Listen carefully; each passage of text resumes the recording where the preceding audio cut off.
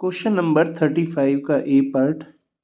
A book seller by a number of books for rupees 1760 if he had bought 4 more books for the same amount, each would have cost rupees 22 less.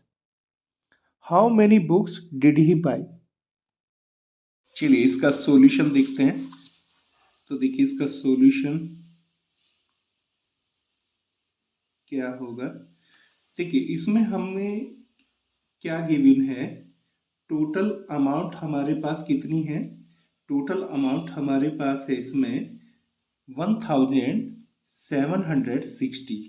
तो यहाँ पर हम लिखेंगे total amount. Total amount we have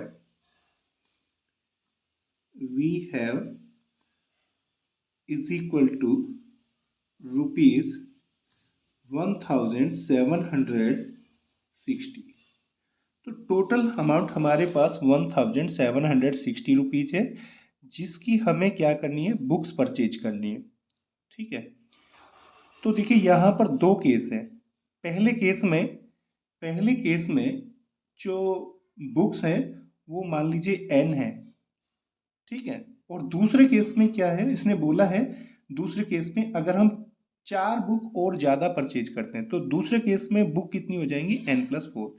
तो यहाँ पर हमें दो केस लेकर चलने हैं। तो पहले केस 1 की बात करते हैं।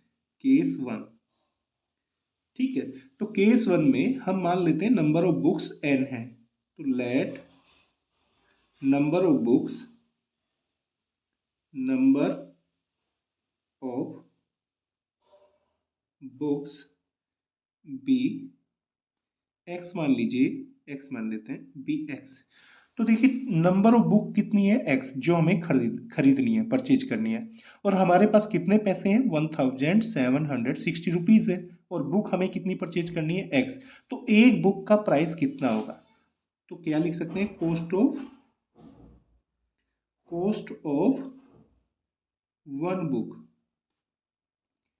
एक बुक की कॉस्ट क्या होगी, देखिए हमारे पास टोटल कितने रुपीज है, 1760, और हमने बुक कितनी परचेज की है, इतने रुपीज में एक्स बुक परचेज की है। तो ये जो हमारे पास आ जाएगा, ये क्या आएगा, एक बुक का कॉस्ट कितना होगा।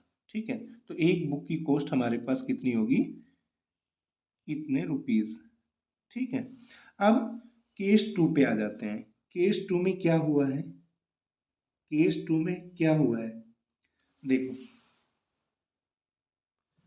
उसने बोला है अगर हम नंबर ऑफ बुक्स को 4 ज्यादा कर देते हैं, 4 बुक और ज्यादा परचेज कर लेते हैं, तो सेकंड केस में नंबर ऑफ बुक्स 4 ज्यादा हो जाएंगी। तो क्या लिख सकते हैं, केस 2 में नंबर ऑफ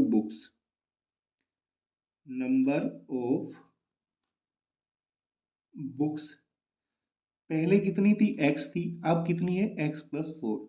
तो ज्यादा बुक हो गई है। ठीक है, लेकिन पैसा हमारे पास उतना ही है, 1760 रुपीज। तो अब हम 1760 रुपीज में x+4 बुक परचेज करेंगे, ज्यादा बुक परचेज करेंगे। इसका मतलब जो शॉपकीपर है उसने हमें क्या किया है, हर एक बुक का कॉस्ट थोड़ा कम कर दिया है। तभी तो उतने ही रुपीज में, उतने ही अमाउंट में 4 बुक और ज्यादा आ जाएंगी। ठीक है, तो cost of one book, second case में कॉस्ट ऑफ वन बुक कितना होगा, एक बुक का कॉस्ट क्या होगा, देखिए हमारे पास कितने रुपीस हैं, 1760 रुपीज है, और इतने रुपीज में हमने x+4 बुक हमने परचेज की है। तो एक बुक का प्राइस ये आ जाएगा, इतने रुपीज। ठीक है, तो ये दो केस थे इस क्वेश्चन में।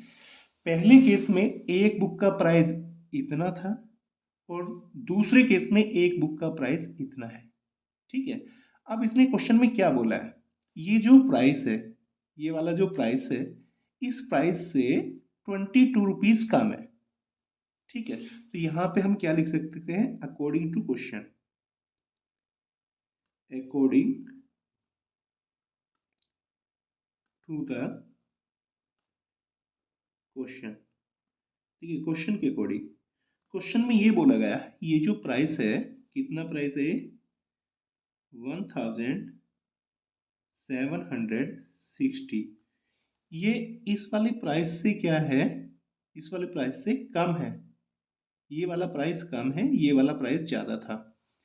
तो कौन कौन से प्राइस हैं, एक तो प्राइस है हमारे पास 1760 अपॉन एक्स जो कि ज़्यादा प्राइस है, और एक प्राइस है हमारे पास 1760 अपॉन एक्स प्लस 4 जो कि इस प्राइस से 22 कम है।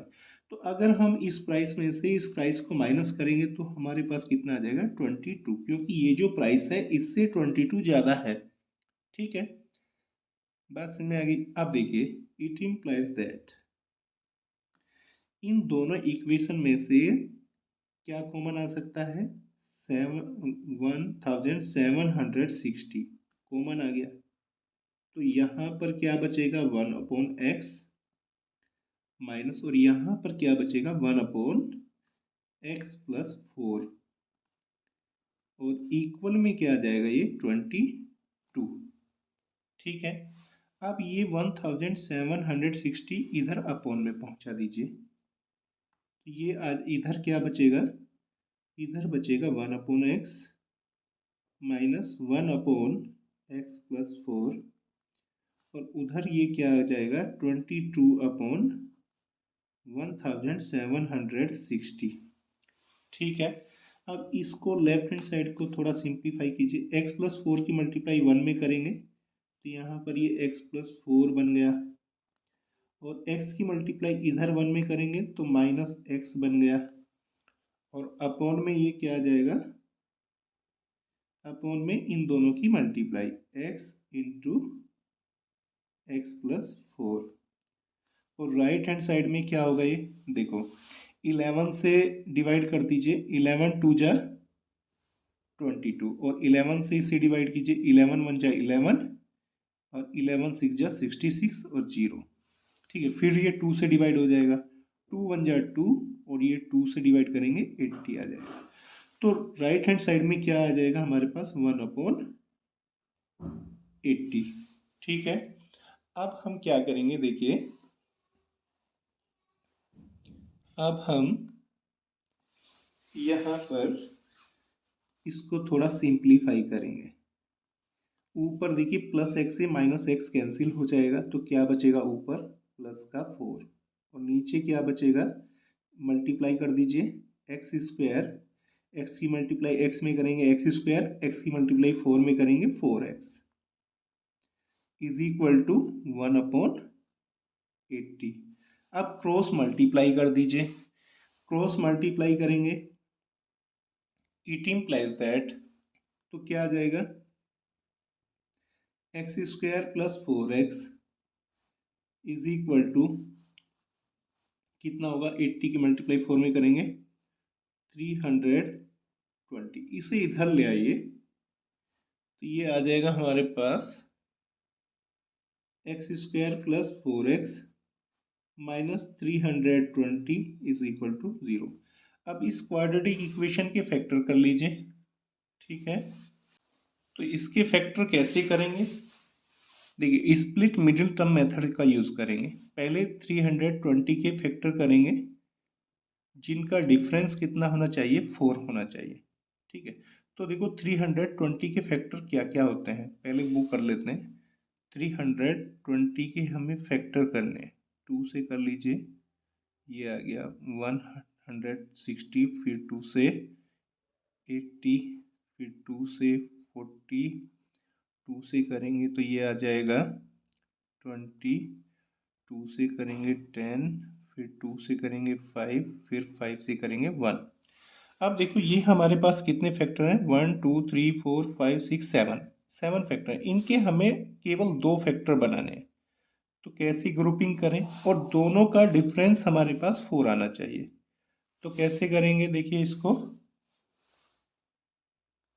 तो देखिए अगर हम ऐसे देखते हैं, 2 टू जा 4, टू जा 8, 8 टू जा 16, इनको 16 बना देते हैं, और 2 टू जा 4, 4 5 जा 20, इसे 20 बना देते हैं। तो ये दो फैक्टर बन जाएंगे 16 और 20।